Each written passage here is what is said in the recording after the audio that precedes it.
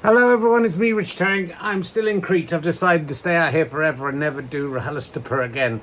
Hooray! Or anything else. I've given up. I'm going to live here until the money runs out. What? I have to go? Okay, I'm coming home. It's another retro RHLSTP. This time with Daro Breen, the fastest talking man in comedy. And I know, because I talk fast too. Hopefully we've got some more live RHLSTPs coming up this autumn. Do keep checking richtang.com/RHLSTP. I know the one in... that we've got in October is sold out. We might be doing some at the Leicester Square Theatre in November, so do look out for that. In the meantime, why not become a monthly badger at gofasterstripe.com/badges. Help us to make more videos, make more podcasts, and do everything you love. Anyway, this is a fantastic podcast with the beautiful Dara Ó Briain from a couple of years ago. I'm not going to look it up. You can look it up if you want. I love you all. Now go away. Ladies and gentlemen, welcome to the Leicester Square Theatre. Please welcome a man who never eats mixed berry Celeros. Why'd you keep asking me about it? Richard Herring!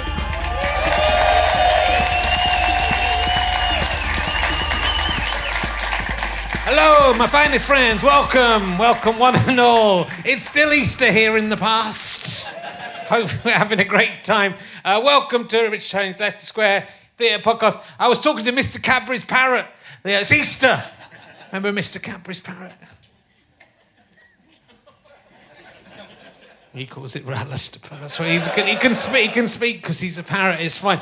I wanted to do one more bit of Easter egg-based material. We bought our kids Cadbury's cream eggs, Easter eggs this year. And my daughter was very excited about it and then so disappointed when she opened it up to discover it was just a hollow shell. And then I've seen about 3 adults saying the same thing on Twitter since it happened. And so I am imploring Ian Cadbury, the inventor of Cadbury, who was, I believe he was crucified for our sins 2,000 years ago, but he rose again. Make a fucking full-size Cadbury's cream egg, you coward! What's wrong with you?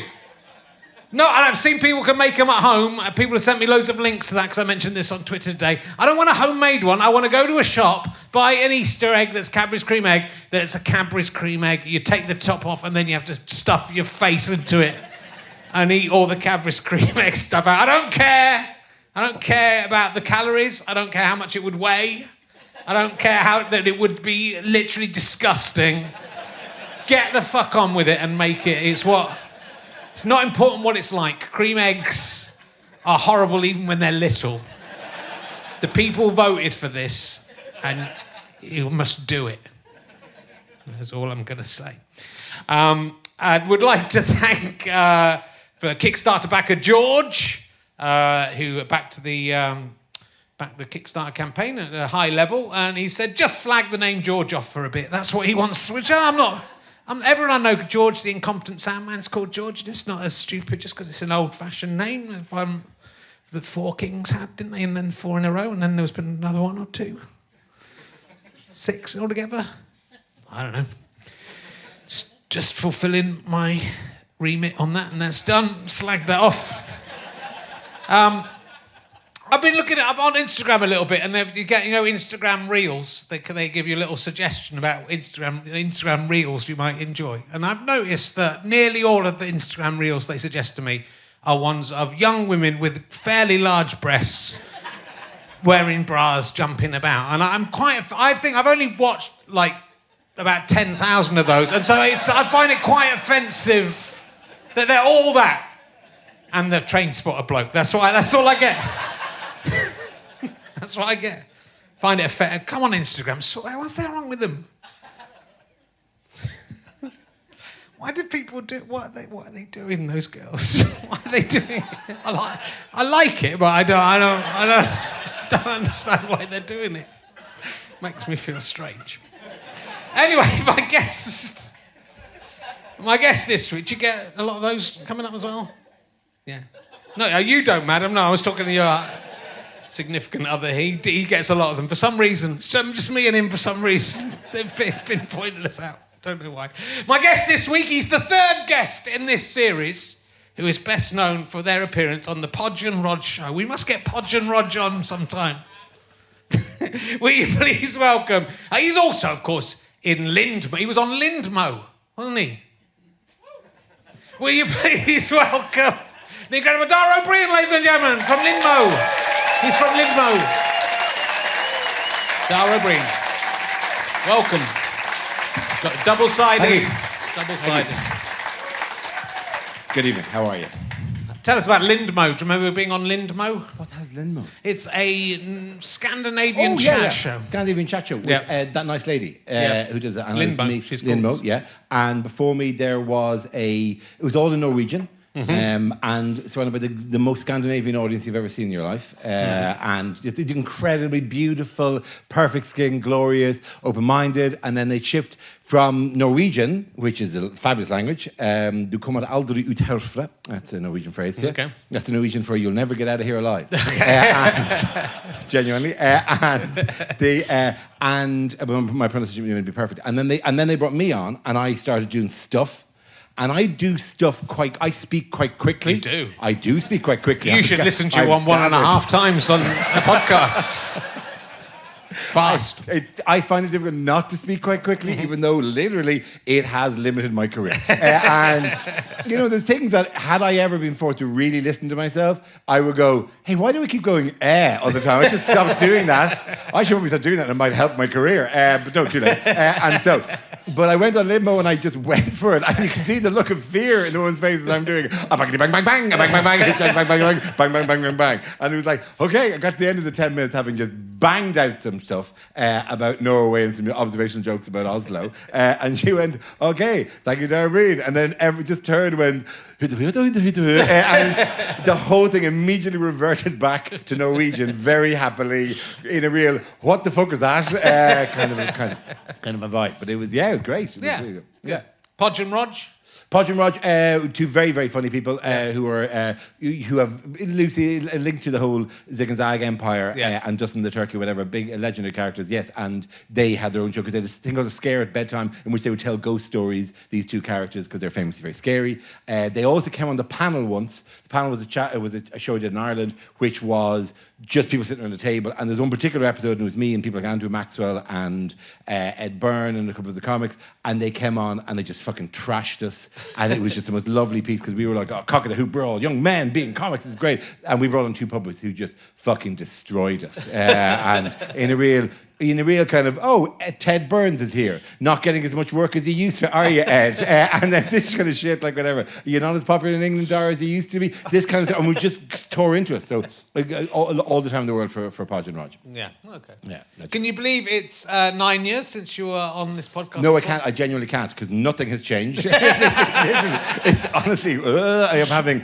having sort of PTSD for RHLSTP. It is, which by the way, is no help when you write into your diary, which is how your family works now off thing. And if you just write RHLSTP and then turn to your wife at 6 and go, no, I'm going out. And she said, what the fuck is that thing in your diary? And I go, it's RHLSTP, as I said, as I run out the door. And she's like, what the fuck is it? Now she still doesn't know. And for all she knows, I'm spying or something. Yeah, I don't know. It would make sense. We're doing a Norwegian chat show. So yeah, was it 2013? Yeah, 2013. So you were very early. I mean, that's what's weird. I think those... Because we started in May 2012, so it's been going for 10 years, basically 10 years now, but we'll have accelerated that in the past for people who are listening at home.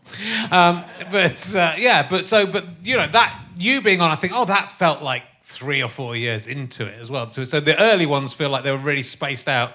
Yeah. But time is a weird thing as we get older. You're 50 years old now, Dara? I am. It's 50 this year, yeah. How are you feeling with that? I find it feels solid. It feels like, I ditched any sense of, I'm a young man skirting around the things, whatever. I remember having a conversation once with Lee Mack not that long ago backstage or something where he went, yeah. You, like me, you still think you're a new comedian, don't you? And I went, fuck, am I not? He goes, no, you're late 40s. So I'm kind of settling into your venerable older comedian status now. Not as, other people get booked. That's fine. It's their turn. And I'm a bitter and angry in any way about that. It shows I've not done it for a long time. And then my job is to amplify those things, is to retweet and go, hey, what an ally I am to young comedians coming through. I love their work. Oh, it's so exciting to see this format on new people coming through. Oh, I love it. And doing their fresh, exciting thing, these cunts. And so... But I think I'm quite happily slipping into that now, that zone. Yeah. Is it as a human being rather than the comedian, if such a thing is possible for us comedians? Who knows how they think? Who knows how they think in these situations? Perhaps it's very depressing for them, for they have nothing left. But I am a comedian, and even nothing left, it works for me. It's grist to my comedian mill. It is all fuel for the fire that burns. For you, it digs into you, drags you down, makes you angry about the failures of your life. But for me, they're hilarious anecdotes. So fuck you. I've chosen well and you have not. It's great. I think you've always... Rarely do you get a round of applause or nearly a round of applause. You've been quite as hostile and demeaning to an audience as I was there. You have made shitty choices. However... I'm able to weaponize things that just depress you. When they get home and listen to this a bit slowed down, they're going to be fucking furious. I was just carried along by the bonhomie and the Irish charm, and all of a sudden it turns out I was the victim in this. Damn the O'Brien, another reason to be depressed. As a man, do you feel your powers are fading and waning as a 50-year-old? I think 50 is sort of all right. I'm nearly 55. So. Okay, I do think it's the last good one. Yeah. I did, because I couldn't have a party because it was in the middle of Omicron. Yes. And so I couldn't have a party. And I did want to have a party because I think the 50th is the last party at which you can do an upbeat speech. Hopefully, obviously people have had bad luck, but I think the speech at 50 where you go, Christ, what a fabulous journey it's been, and you hug your wife and you look at your kids, as opposed to the party at 60 where you go, I just want to say a big thanks to Aurora, who's been with me for the last couple of years and has really got me through some difficult times. And then of course there was the illness, and so the last 10 years have been pretty tough. But so thank you, the three of you who are still friends with me after all of this. Who were there? Sadly, my kids couldn't be here because they don't care. Fuck them all. I think 50 is the last kind of positive, triumphant one. I think you are correct. So I may yet hold a party just because then I can make a speech. Okay. Scott. Because let's face it, the amount of actually universally beloved speeches you get to make where people are just totally on your side is limited enough, like in life. There'll be like at your own wedding, at a funeral of a loved one. Okay, that's an open goal. And fuck me, that's gold. That's so easy. The tension's in the room already. It's fantastic. Yeah, boom, everything you say. Oh, they're fucking on your side. And then maybe something like a birthday party they're there for you. But but after that, then when you're actually having the party in Spearmint Rhino, that's a bad 60th birthday party. Yeah. Where they go, look, we got to be out of here at 8 because the new shift come on, and they're less happy with me. Father of bride, maybe.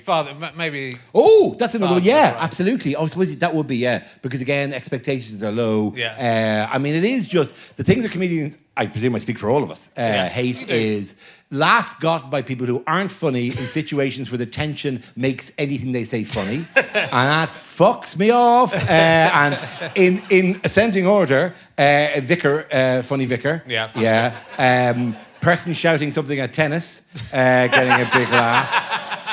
And then mildly funny line in a dramatic play just fucks me off. Yeah. And you can't sit at a 4:00 showing of some, of the Mousetrap and then have all the people go ho ho and then go, it's not a fucking joke. And I will go up there and I will do... If you cunts are laughing at that, you fucking strap yourself in, bitches, because I am going to fucking unleash hell on you. If you thought, oh, not so much Jeffrey, ho, ho, ho, fuck you. Wait till you get 10 minutes of my classic material. That is... Again, you can't do that Wimbledon, though. You can't just stand up and go, hey, has anyone ever considered... I think you should give it a go. I think now you're over 50, I think you'll find you can do things like that. You can stand up in plays and just go... It's not quite I grow old, I should wear my trousers rolled. I'm 50, so I can just fucking do material in centre court between the points. Has anyone noticed? And then you do your stuff. No. Yeah, that would be good. Unearned laughs. How did you fight? You must have struggled during lockdown, Dara. With that. I feel like maybe it's coming out tonight, but it's crowd. How was... I did not know who I was. Did I exist? Was I anything without strangers appreciating shit I did every 15 seconds? I was nothing. I became vapor. I became just air. I could see to him was like a ghost with no genitals. A popular theme on this show. But it was, there was a kind of, I get this anyway between tours, that I get very fidgety when I'm not touring because I'm not doing the thing, and I'm nothing without the thing. So it is, there's no me, there's no there. It is, who is this onion?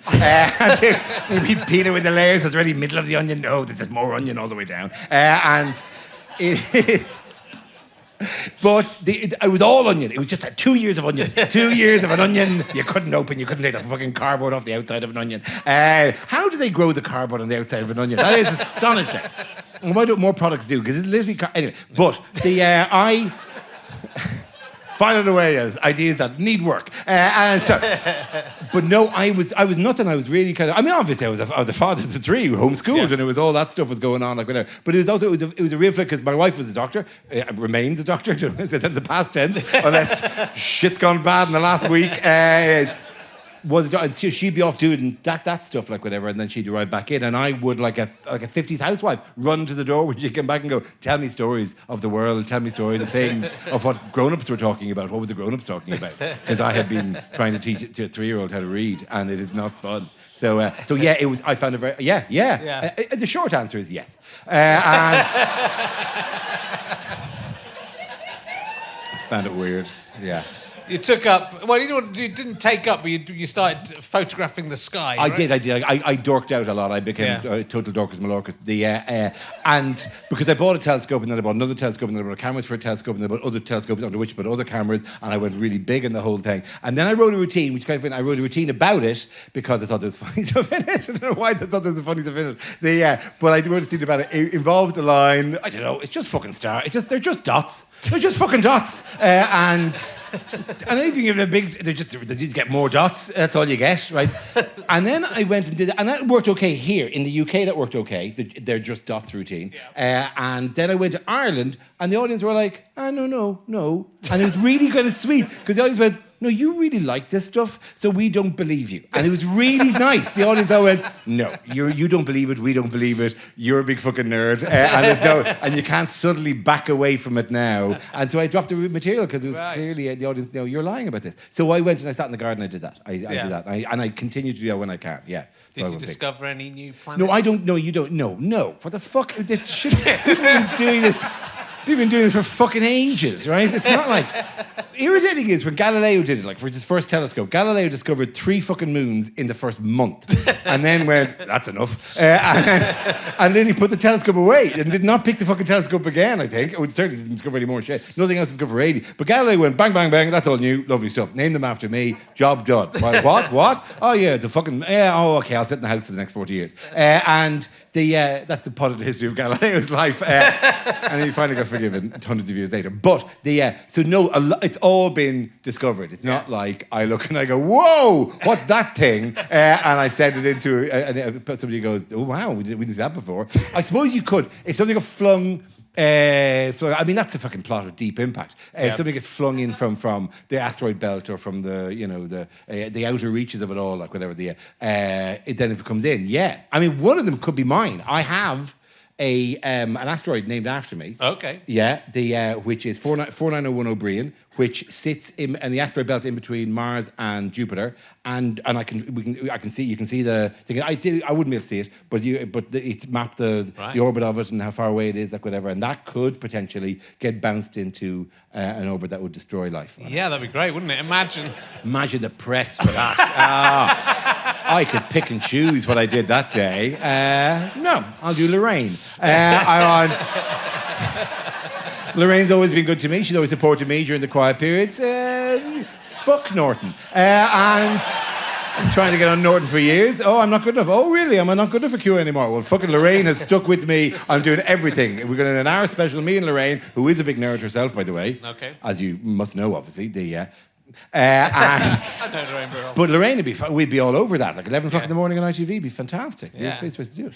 What did you think about the guy, I've forgotten his name, who thinks that the asteroid that passed, the thing that passed through the solar system was possibly a bit of a spaceship? Did you see that? I remember hearing that being a topic, I didn't know there was a guy. I didn't know it was Bob's theory, and that therefore I should pick on Bob. You know, it was mentioned. I mean, you genuinely, is it that guy you want to focus on the guy who said this? Or well, there was a guy because he sent me. They sent me his book right. to be on, and I didn't buy it. It felt a bit Von Daniken to me. I was hoping you'd say Eric Von Daniken. Eric Von Daniken, Chariots of the Gods, was an enormously popular book when I was about, we'd have been late teens, I was early teens. Yeah. And Eric Von Daniken wrote a book that said, all of the pyramids are in the same, because people came along and made the pyramids and these things are all connected and it's all fucking horseshit at the highest order.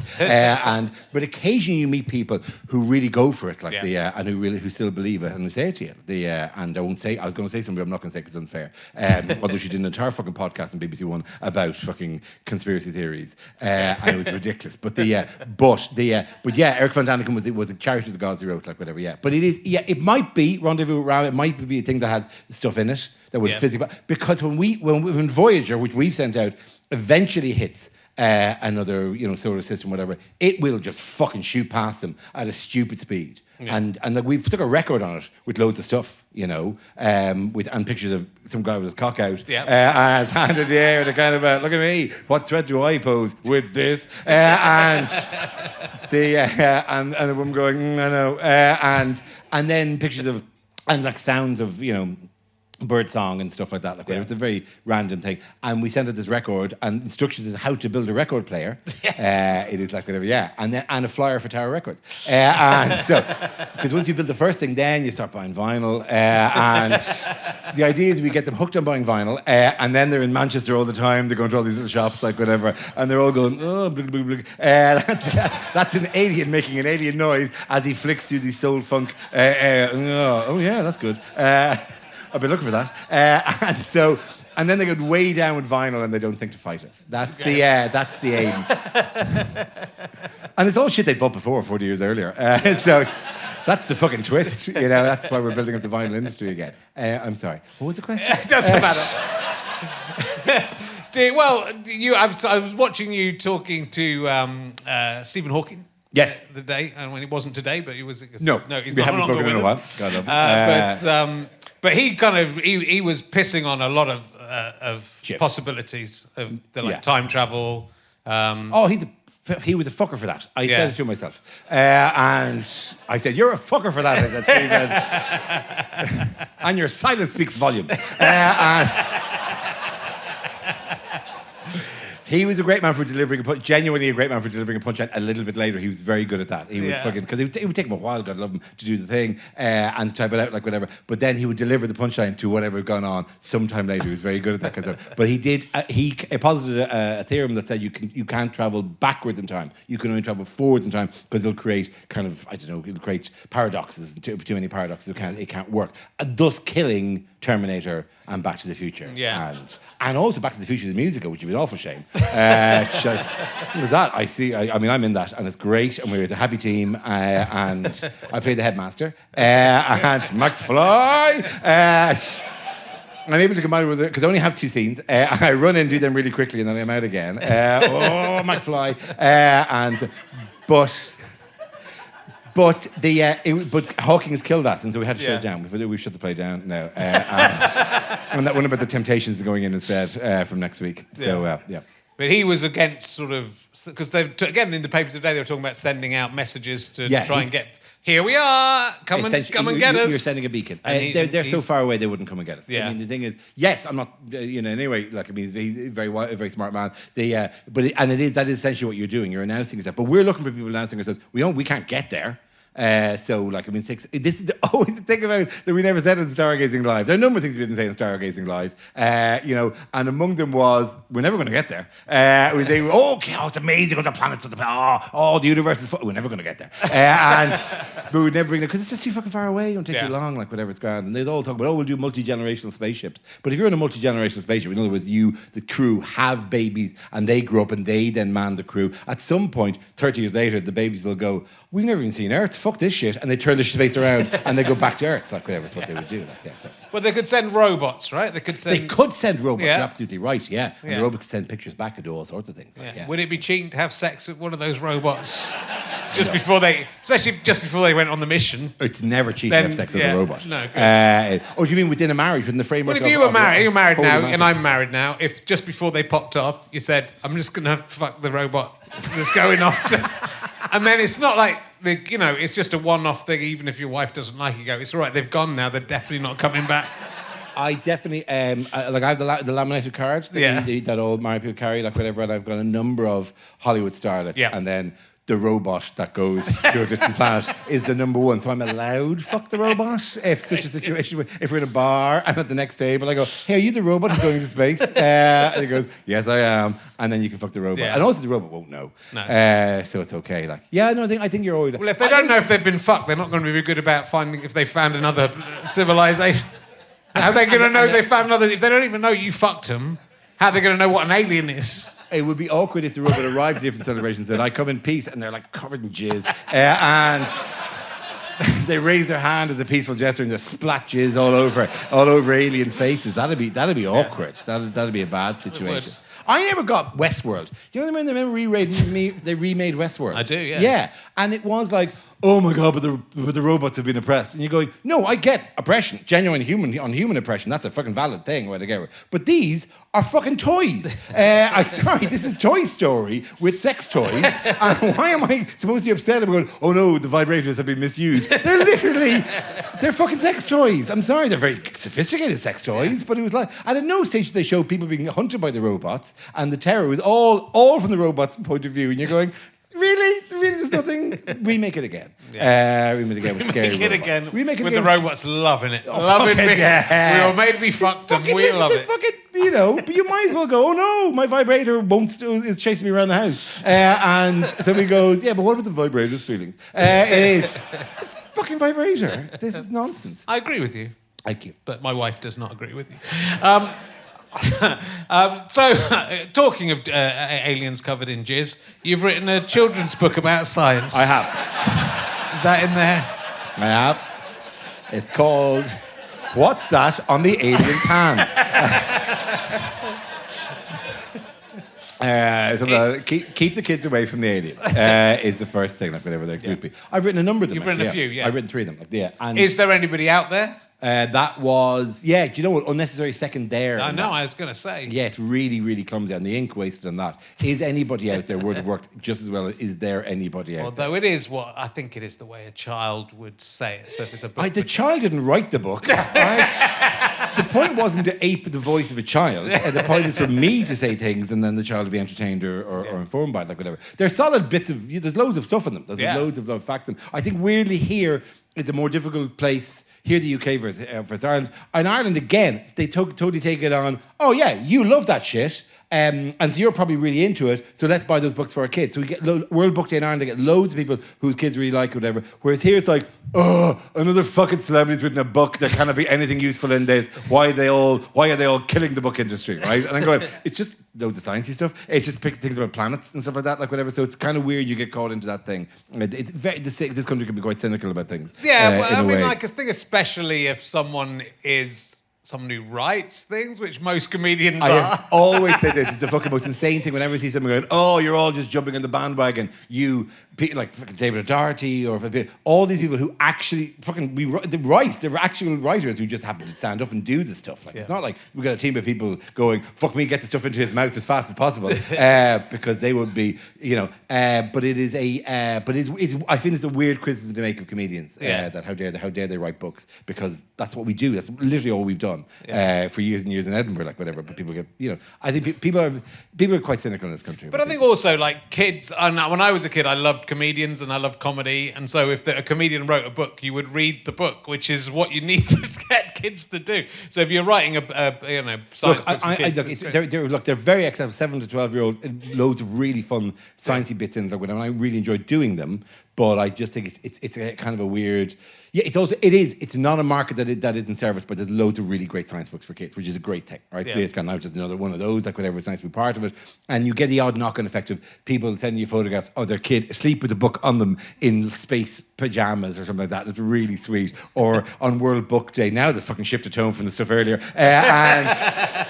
Or look, on World Book Day, they're dressed as scientists or they're dressed as astronauts or whatever, holding the book like whatever. And that's really, really Did I cool. see someone dressed as you on World Book Day? Yes, which was uncanny. A young Irish lady, and it really was just a fucking a cap, some sort of rubber cap on the head and a big thumbs up. And I was like, that's me, you got me, you've nailed me. You've nailed the essence of me right there. So it's fine. Yeah. So yeah. Very good. And look, I talked to Robin Ince about this and he didn't get how clever I am. Robin Ince, you know Robin Ince. I do know Robin If the universe is infinite, right? Yeah. Then everything's meant to be played out somewhere. Somewhere, yeah. But I think some things wouldn't play out somewhere, right? I think there's infinite stuff, but it's an infinite.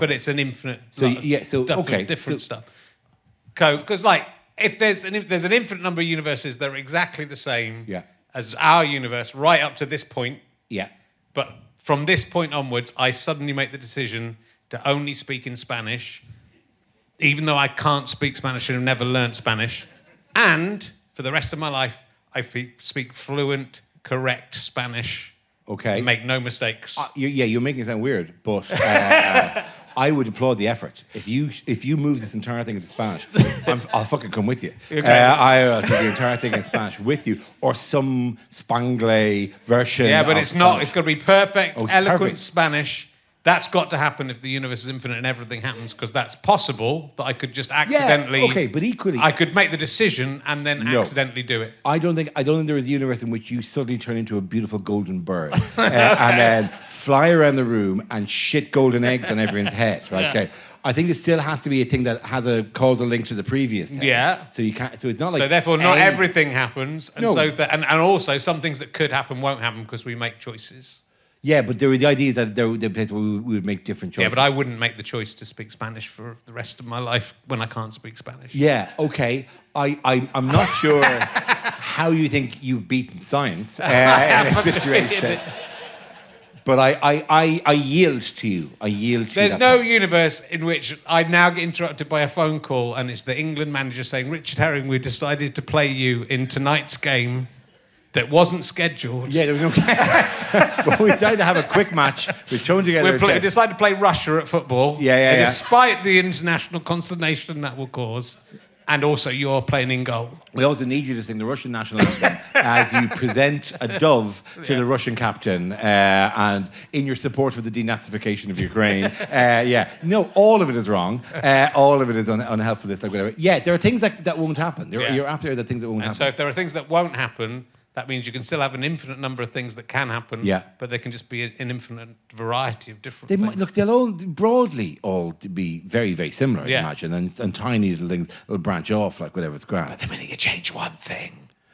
That's a different... Now you're doing the butterfly effect. And if it's just one tiny thing, then the other side of the universe, the thing will happen in Japan. All right. It's just something I'm interested in. No one else is. I can tell from the... I can tell from the atmosphere in the room. I feel we were cooking on gas earlier. And now, fuck me, it's gone cold. But unfortunately, we're in the universe where I've decided to talk about nothing else.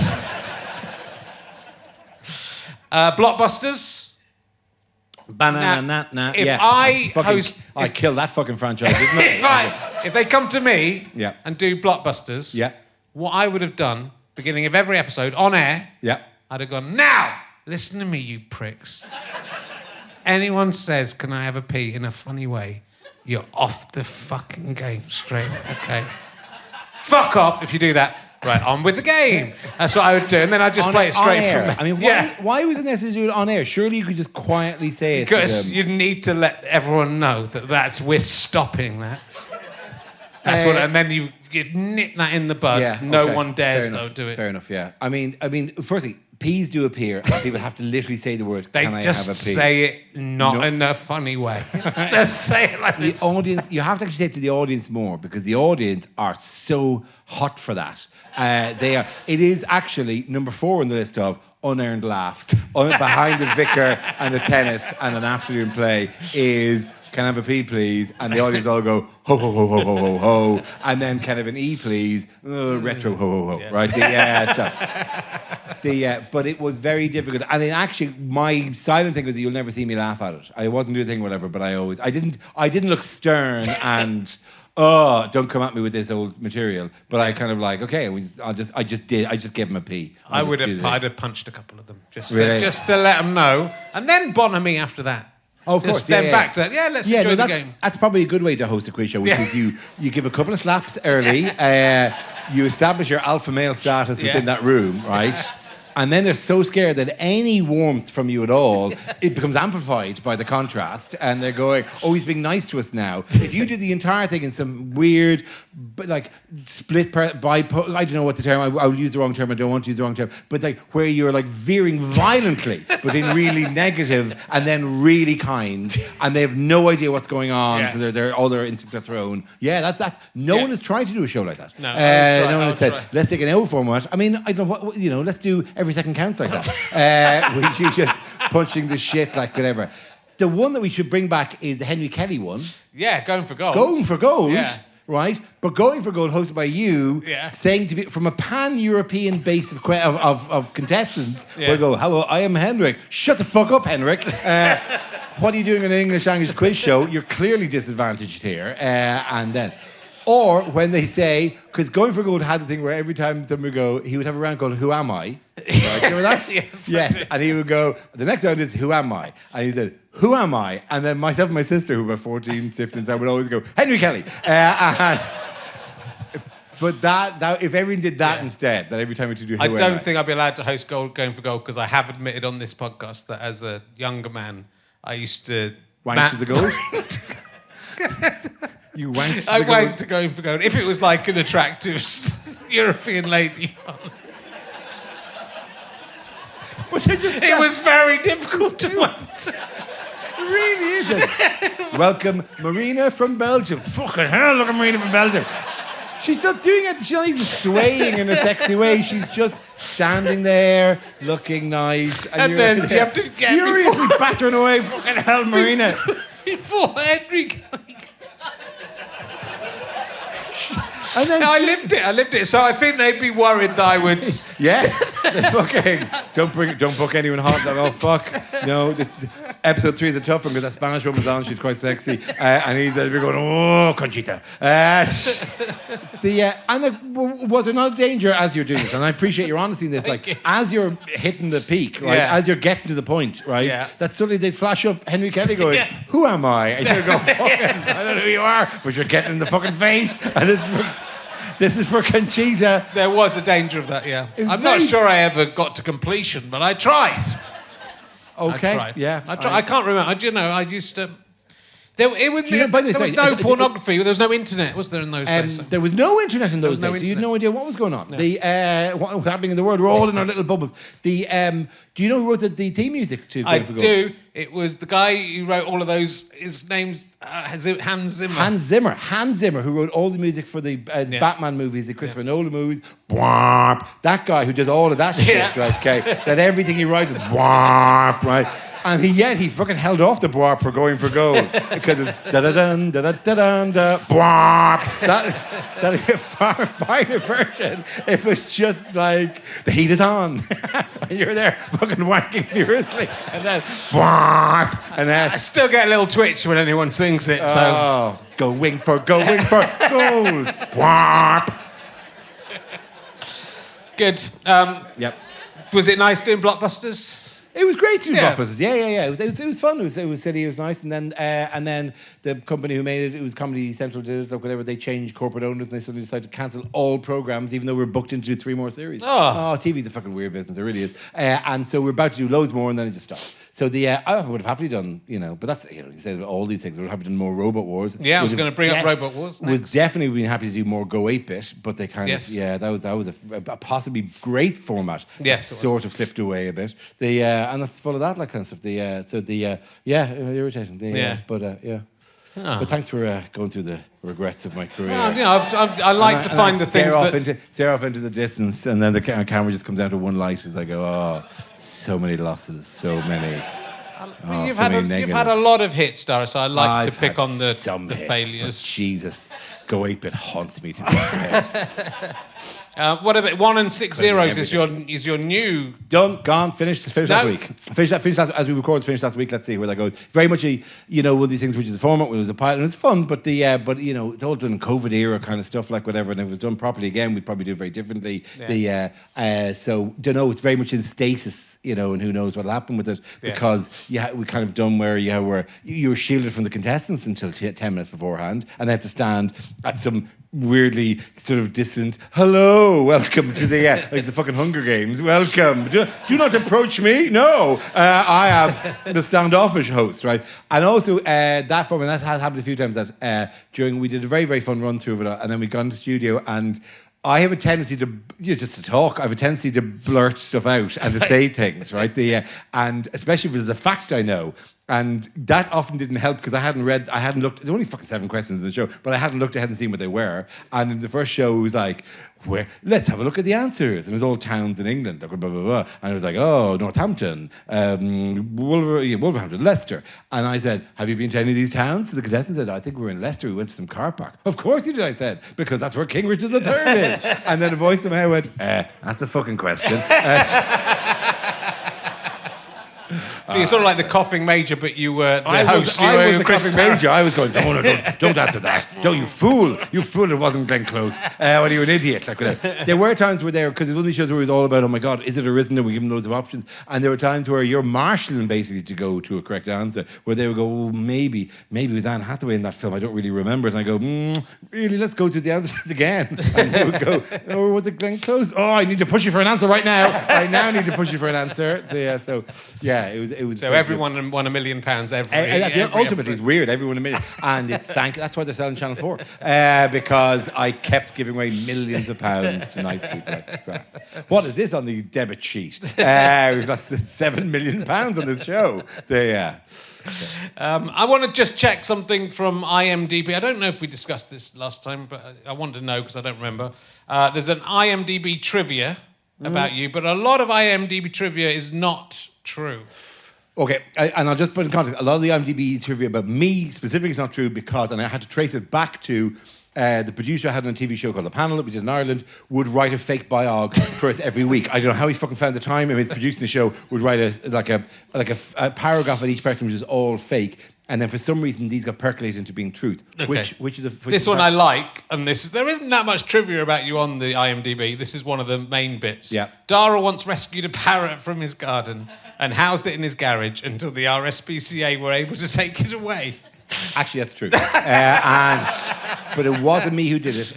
It was my wife who found. And then she texted me and said, "Oh no, there's an angry parrot in the garden." And the parrot for some reason flowed into in the front garden. Yeah. And then she brought it into. There's a garage in the front, and she put it in the garage and said, "Please come. There's an angry parrot in the garage. I don't know what to do with him." Right.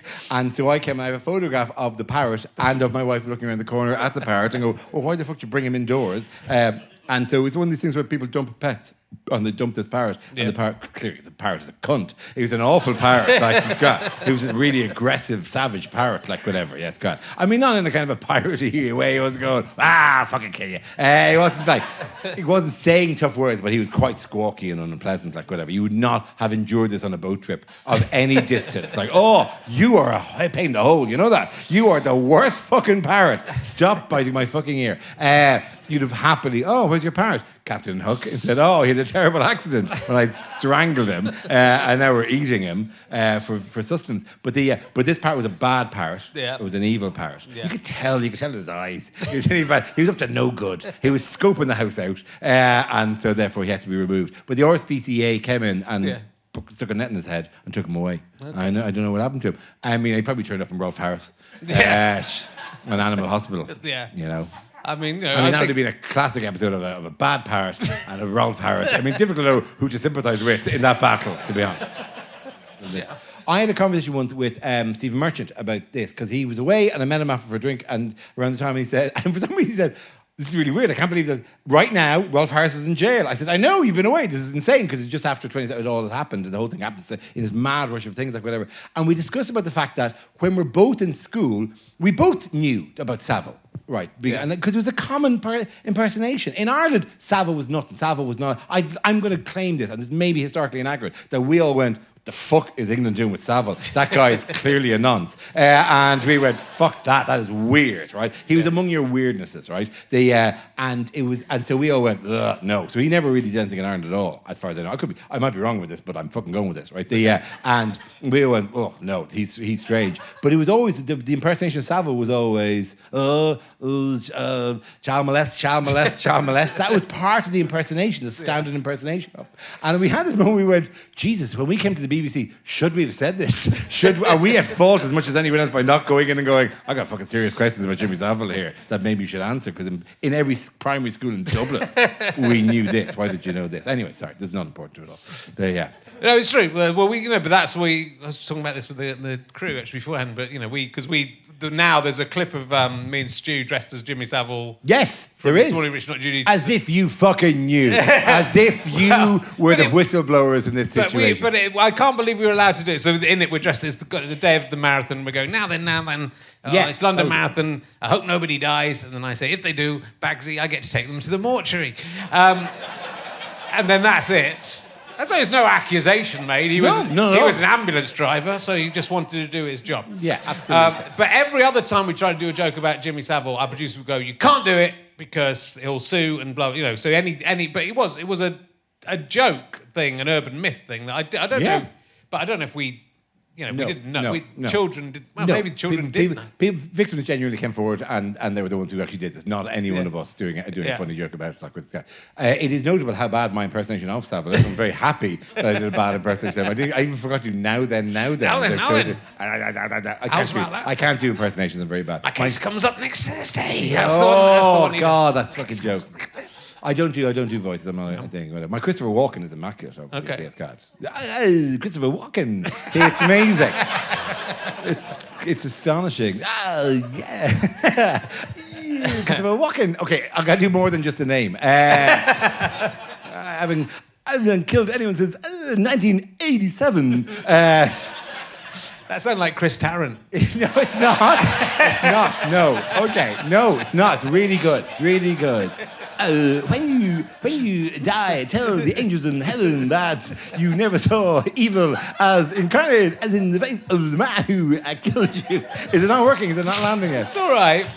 I mean, I think concentrate on Chris Tarrant. I think you've got a really good Chris Tarrant. I know. Wait, let me just do the name again. The name hurts me. Christopher Walken. Yeah. Today on Instagram, when I wasn't looking at reels, I posted a picture of you because you were going to be a guest on the show. Oh, sorry, okay. Here's a candid shot of Daro Breen I took today. It was you wearing a tuxedo, and nearly every comment was, oh, fuck, I thought he died. Oh, really? Nearly every comment going, oh, thanks a lot, I thought he was dead, because I'd put a picture of you on Instagram. In a tuxedo? Yeah. The clothes of the dead. It's like, oh, this is the one I would choose. It's nice to know that when I die, that the image will be of me in a tuxedo. Yeah. That's the like a piano player in Russia where they play Brezhnev is dead. The minute it appears to be in a tuxedo, you'll go, his time has come, and that's the only we'd want to remember. I'm delighted to hear that people were. Well, I mean, it's sort of weird that so many people thought that. I do have an emergency question, which is, do you think the photo that will accompany your obituary has already been taken? Oh, that's interesting. Yeah, because they make it quite contemporaneous. Like Oh, I mean, so is there a dreadful one? There is a kind of a. I mean, the people keep sending me. Obviously, the photo company will be a picture of a fucking megabus. Or any of my many lucky likeys. I mean, it'd be bold to put that on your obituary. I mean, I hope they do, but I really fucking hope they do. A small picture of actual me, but mainly a picture of the megabus guy, which is even then be an archive. They'd have to find an old picture like whatever. The danger of that is people will go, "Oh my god, the megabus died." Oh no, it's all right. It's just Dara Breen. Okay, fine. I mean, it'd be awful if the megabus guy died. If awful if Gru from Despicable Me had died, but it's okay if the guy who looked a little bit like Gru had died. That's okay. okay. We can process that grief. Yeah. So it's really sad that happened. Yeah.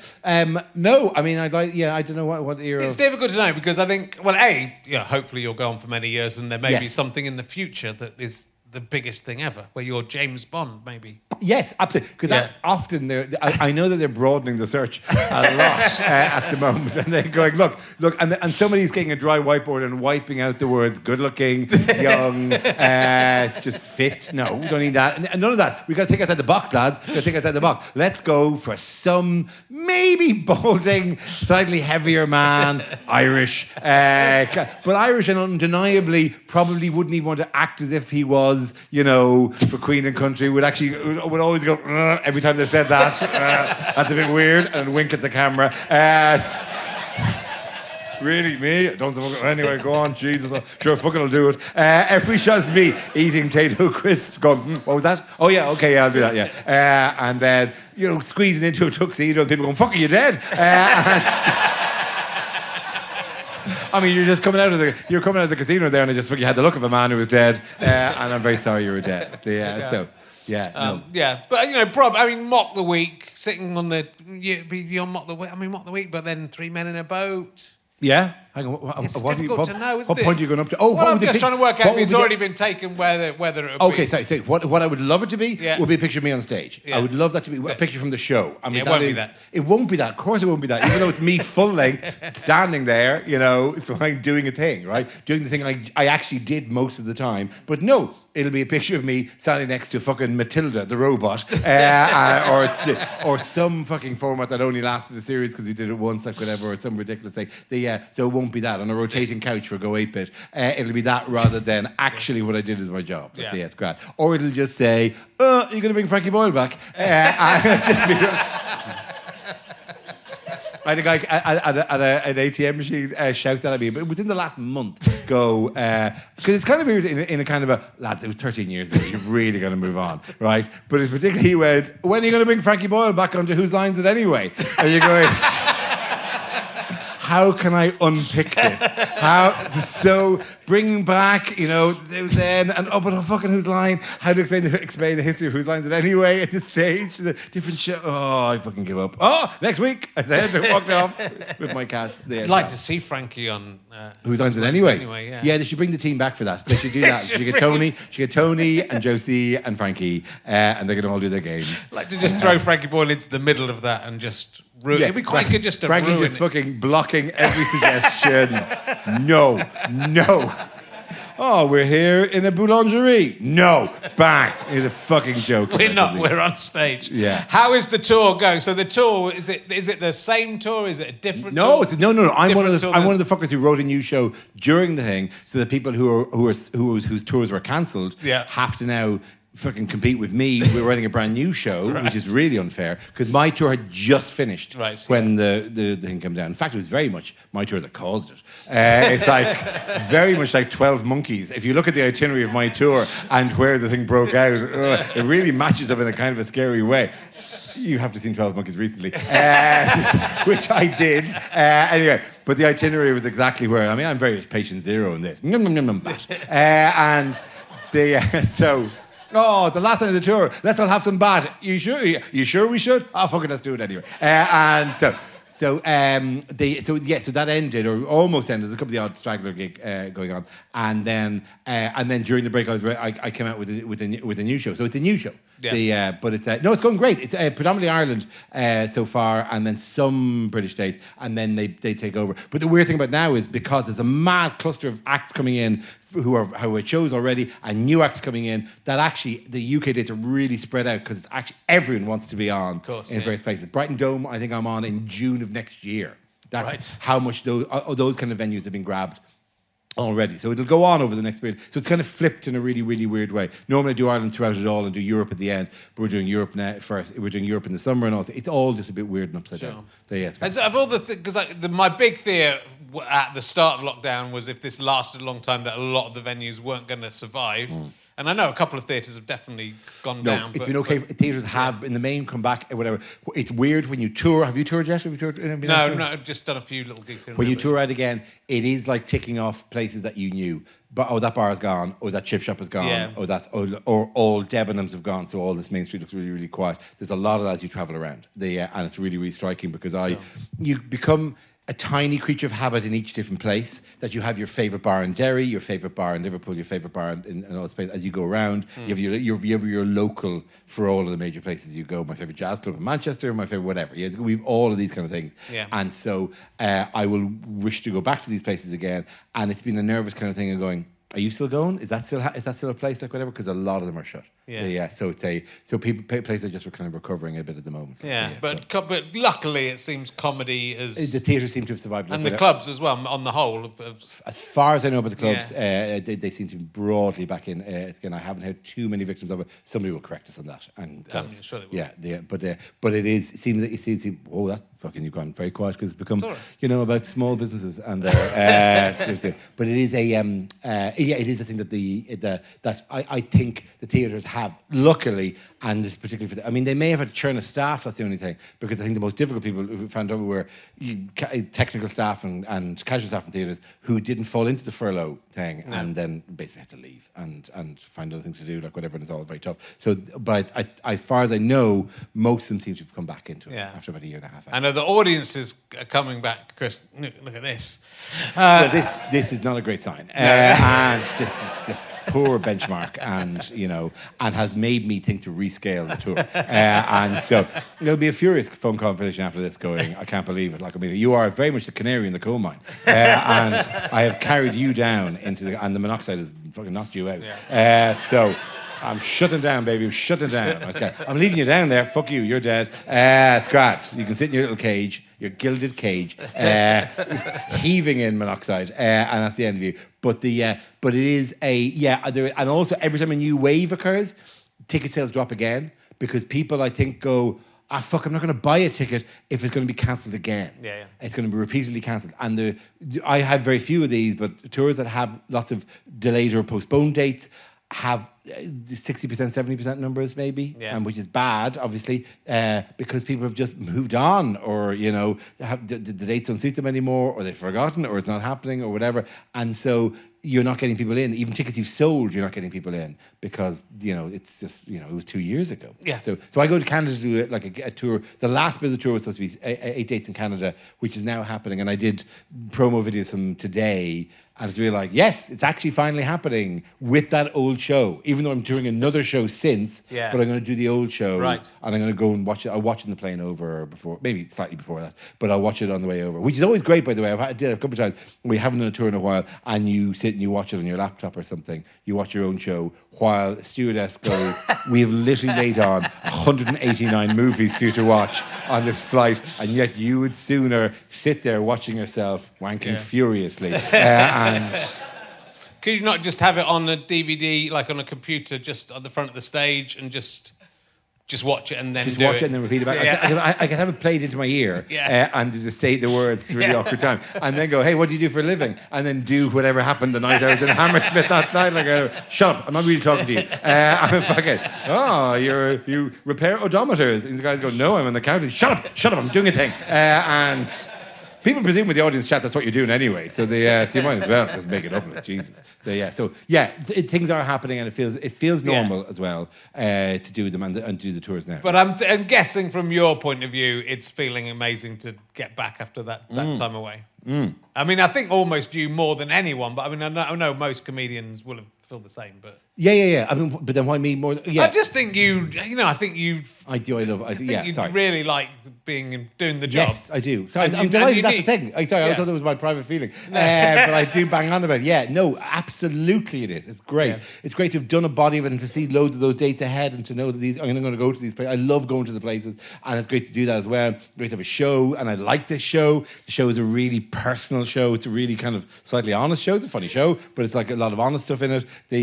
And because that was you had to do it ends up being kind of a series. It's a show which is very different to shows I've done as well. Funny, but there's a whole big long story about a whole thing about my family and all that, which comes at the end, which is a long thing. And actually, sometimes audiences go, "Fuck, I wasn't expecting this." And you're going, "Well, you're in." And I like the luxury of, because a lot of formats you do don't suit me. don't suit me. I'm doing this for 25 years, like whatever, and I'm well aware of where I fit and where I don't fit, like whatever. And a lot of things that people have to do really quick, things like that, like whatever. I'm famously slow and don't like talking quickly or getting. But I need a head of steam. Yeah. And then if there's 6 or 7 people that scramble, you really elbowing in to get stuff like whatever. Whereas on stage, I can drive the speed of it, whatever. I can slow it down and make it fast, whatever. And I really love the creation of those shows and doing those shows and having that luxury of people in the room, like whatever. It's a really nice thing to do, to have the ownership of, right, I'm going to pick where we're going to go now. And you're in. The doors are locked. And there's nowhere, you're going nowhere. And I'm in charge of how this is going to go up and down, like whatever. And that's fun to do. So yeah, I adore it. Yeah. I mean, a lot of people would be in your position and not, in a regular job, even just Mock the Week, if it was just that, and it's not just that, but to have that and it's been going for all those years and it's this regular income, a lot of people would sit back on that and go, "Oh, I don't need to do the stand-up anymore." Yeah, but I always felt the TV was just an ad for live.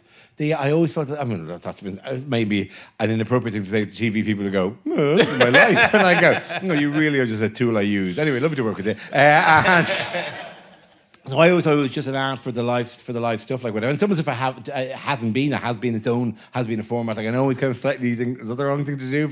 If I'm not doing a thing that makes you go, oh, I must see him live, then what the hell, But I'm not saying that Mock the Week always was. Mock the Week is kind of a messy format for me in some ways because it is quite punchy and I don't say very much for large chunks of it. It's become more conversational as a new generation of comics who are themselves more conversational. It's less elbows and clubby and here's a series of killer one-liners. So it's become more fun to do, but it won't last forever. Mock, obviously, but but it's always just been that's fine. But really, you got to go see this. You got to go see when I have the whole thing and I can create the whole show. Sure. So that's always been my thing. Yeah, absolutely. Yeah, but it was really. I mean, almost you could list them: Jimmy, Sarah, Bill, myself, Daniel Sloss, who do this and also do this. Grab every international gig we can do and do that, like whatever. It's kind of people who've managed to, because the internet spill out into that, like whatever, and want to tour in places like whatever. I remember being once in northern Norway, in a place called Tromsø, northern Norway, wherever. There's about 900 people in. I said, this would be great to do a show here. God, this wasn't happening very often. And so we said, no, Bill Bailey was here yesterday. Touche. It's grand. But they're going, I mean, your show's less musical. It's good. But that's kind of, it's kept it fun and exciting because there's new places to go. Yeah, so that's great. Really good. Let me ask you an emergency question. Please, ask me any emergency question you want. I will ask you. I'm going to ask you. I will give short answers that are to the point. Okay. And in no way will I drift off into a thing. Okay, that would be a shame, but let's see. I'm lying. I know. If you were put in a chrysalis and could change into anything that you wanted to be, what would you come out of the chrysalis? You could change it to anything. I'd be a backing singer. Yeah. Or in a backing band to Prince round about the 1999 It's not a time-travelling chrysalis. Okay. No, it is. It could be whatever you want. I just like being... You can't go back in time. Didn't you listen to Stephen Hawking? Oh, really? Yeah. Well, I can be anything at all, but it has to be now. You could in the chrysalis, you could recreate whatever you want from the past. But can I be gifted to something? Can I be amazing? No, you can do whatever you want. I'm really? Cheeky, yeah. I'd be one of the guys... It's not going to happen. No, okay, fine. Okay. I would be one of the muscle men who comes out and used to do that. Do you remember that act? That'd be a great act to have. Bum, bum, bum, bum, bum. And you'd move your fucking tits up and down to that. Could you imagine that as a new direction? If I came out and they said, okay, you know him as host of Mock the Week and stand-up, here's Daro Breen, and I walk out in a tux, oh, he's dead! He's not dead. And then I drop the tux, I'm really ripped, really fucking ripped, right? And then the music starts, bum, bum, bum, bum, bum, bum, bum, bum, bum, bum. And then I just move me fucking pecs up and down. That was a fucking act. That was how easy it was to make a living in this country in showbiz 30 years ago. Go on the Paul Daniels show and just move your fucking tits around. You could make it happen. You could work. You could put the work in and do that. It was like it was a choice. That music was so weird. Dun dun dun dun dun, and then you dun dun dun dun dun dun dun dun, bum bum bum, and you move another muscle around. Almost as weird as stripper music. Stripper music, do you remember old stripper music? Yeah. Because new stripper music is just, I presume, just R&B or whatever, and people are on the pole or whatever. But old stripper music, it would be great. We had a game myself and Ed once, which was what music, if you could go on the decks at a strip club and you could pick any piece of music and they would have to fucking just go with it because it was like dance 2, they had to fucking do the dance, like whatever. What would be the worst piece of music to do, right? And we settled on War of the Worlds by Jeff Lynne with full spoken word introduction by Richard Burton. So as the ladies are on the pole, you're going, who could have known at the turn of the century that across the universe, envious eyes gazed upon our planet and laid their plans for our destruction. Right? That whole thing, like, it would be very, very good. But equally be weird if you suddenly put the stripper music on. Yeah. That'd be the fucking weirdest thing. If you're in some fucking club and somebody's on and you play the bram, bram, bram, bram, bram, bram. Why was that music sexy? What was sexy about bam, bam, bam, bam, bam, bam, bam? And just watch a current dancer go, what the fuck am I supposed to do with that? It's fucking classic. Do the fucking whole stuff. Ba-dum, ba-dum, ba-dum, ba-dum. That would be a fucking test of any fucking stripper's medal. I think it'd be amazing to watch that happen. It's no going for gold. That's all I'm saying. It's not going for gold. So strip club DJ. That's who I would be. I'd be strip club DJ who the strippers keep complaining about. Can you please get rid of that guy? He is not helping the situation. It was hot in here. That makes sense. I can fucking dance to hot in here, right? And then, for some reason, it was, Teddy Bear, the country and western song about the... No, you don't know that song. We're very, very obscure. Sorry.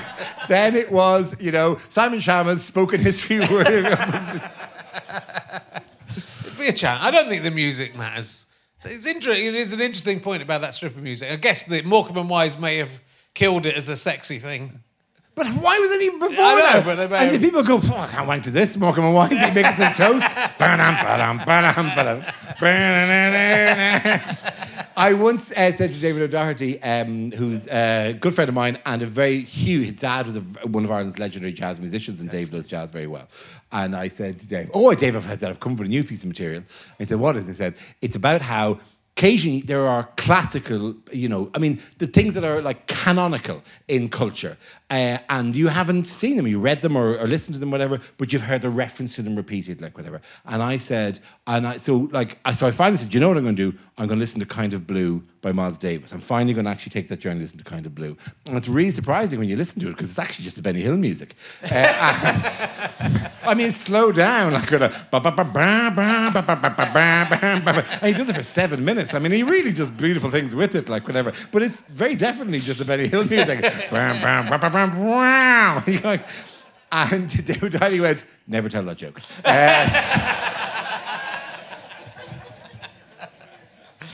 Oh dear. I'll ask you, I know you may have been in last week and heard this question, but I'll ask you the question about if every art gallery and museum in the world got together and said you could have anything you wanted because they loved you so much, but only one thing, which one thing would you take? Do I line them up? So they do not know. So all the curators of all the art galleries are going, pick me, pick me, pick me, or don't pick. I don't know what deal with the devil we've made. Whereas I want that, I want that, I want that. I would go on a fucking spree. Can I do it like a supermarket thing? Yeah. Where I've got a trolley and I'm just firing fucking Monets into the case and I'm just grabbing shit off the walls, like whatever, and I'm going... Yeah, why not? Yeah, fuck it, that'd be great. I want everything. Fuck that lot of you. And I'm on roller skates, pushing my way to this kind of super gallery of like whatever. There's a ton of things I would take. I would take Rodin's big metal Doors of Hell, which is in the Museum of Doors, which is fantastic. Just these inscriptions of people just writhing in pain, like, well, that's amazing. I would take anything by the Impressionist space. Nothing pre-1850, nothing fucking biblical based, no classical stuff. Boring. And all of it, I damn you all. And then anything by Jack Yeats, who is Ireland's legendary Impressionist painter, fabulous man. Jack Yeats. I don't know if you're familiar with the work of Jack Yeats. I'm not very familiar. Brother of William Butler Yeats, who is himself one of the Jack Yeats is Ireland's greatest painter of all time, and it's really interesting. Incredible impressionistic work. But his peak period started when he was 71. When he was 71, he'd done about 800 paintings at that stage, and between 71 and 95, he painted another 1,600 paintings, and they're astonishing, they're incredible, and they're all based on memory, and they're all done from memory because he just sat in Dublin painting all these vistas he'd seen during his life, but in an incredibly kind of impressionistic way. There's an entire wing of his work in the National Gallery in Dublin, which is incredible and worth seeing, like whatever. But actually, probably I'd nick a Bridget Riley. Okay. I'd nick a Bridget Riley, one of the large canvas Bridget Rileys from the mid to late 80s, and have one of those, like whatever, and go for that, like whatever, because I love Bridget Riley's work. I have incorrectly called her Bridget Christie in a number of interviews, and that has been very interesting. If people go, and you've an art, I go, Bridget Christie, and they've gone, that's weird. Okay, you really love her stuff? Yeah, it's good. Yeah, it's good. Her geometric work in particular is incredible, like the Escap. She had to draw Greg Davis with a lipstick this week. That was quite good. Oh, I You could haven't take seen it that yet. one. Haven't seen it Okay. yet. No. You could take that Yeah, one. yeah, That would yeah. be good. Haven't been on the show yet, man. that No, pisses you me haven't off. been on that show. I was been gonna on the ask you. And do you know what's really irritating about Taskmaster? It's at the end of my fucking road. And it's actually now on the maps. It's on the map. So when I do the school run, I get to the turn at the end of my road, and the map says Taskmaster House, mocking me for my non-participation in Taskmaster.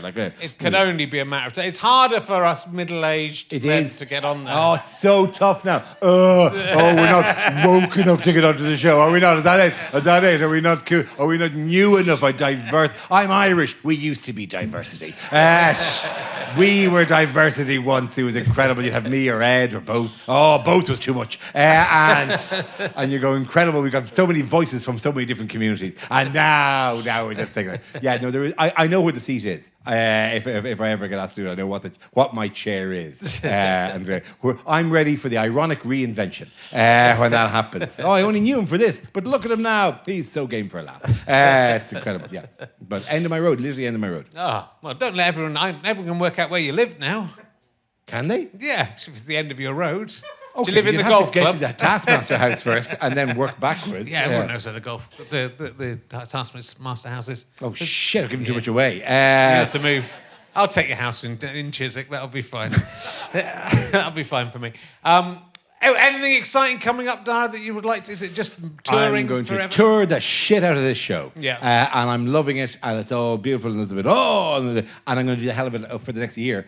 And that's the predominant thing. Yeah, TV stuff will come and go, and who knows? And we're back in mock in September. But predominantly, I'll be talking nonsense. And doing that. So that'll happen a lot. But it's honestly without break. However, at the end of the summer, for example, I go back to Canada and finish off the previous tours with the dates that were supposedly supposed to happen in March of 2020. Yeah. And I'm so looking forward to doing that. Because you had to escape from America, right? The race. I'd done America. It's the first time ever. I'd done America, which is real. That's tough to break into that bubble of America. It's tough to break in. And we got some people in, but there's a lot of it was thanks to the expat community. Some comedy nerds were in, whatever, but it's a tough one to break through. But we did it, and it was all very satisfying. And a few days off, and I was on the airport, and there's the only bit that sounds like material because I have done as material, so I'll tell you it properly here. I was in one of the airports, I don't know, not New York, the other one, LaGuardia. And I was literally about to put the bag onto the thing to book to go to Toronto to the Canadian tour when the text came through going, they're shutting it down, they're shutting everything down, everything's stopping now, get out of there. So I had to get back into a taxi again to go all the way to JFK, which is luckily the same side of New York, where all the BA flights came over, and I had to go from BA back to London, and BA do 6 flights a night, and I thought there must be a seat. I don't have a seat, I don't have a ticket. I have a ticket from Vancouver in a week's time to London. Maybe take that in exchange. And I went and I thought, I'm going to have this, I said, shall be the performance of a lifetime.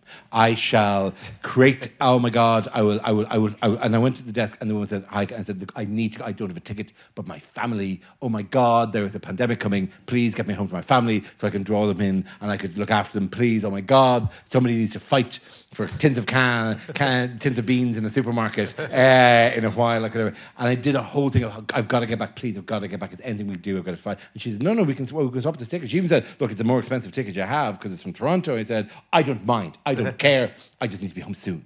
And she said, no problem. And so she went tappity tap, tap, tap. And she said, okay, I've got your seat. And she said, it's on a plane, it leaves in about half an hour, so you'd have to run. And I was there beside her going, I wanted a bit of dinner.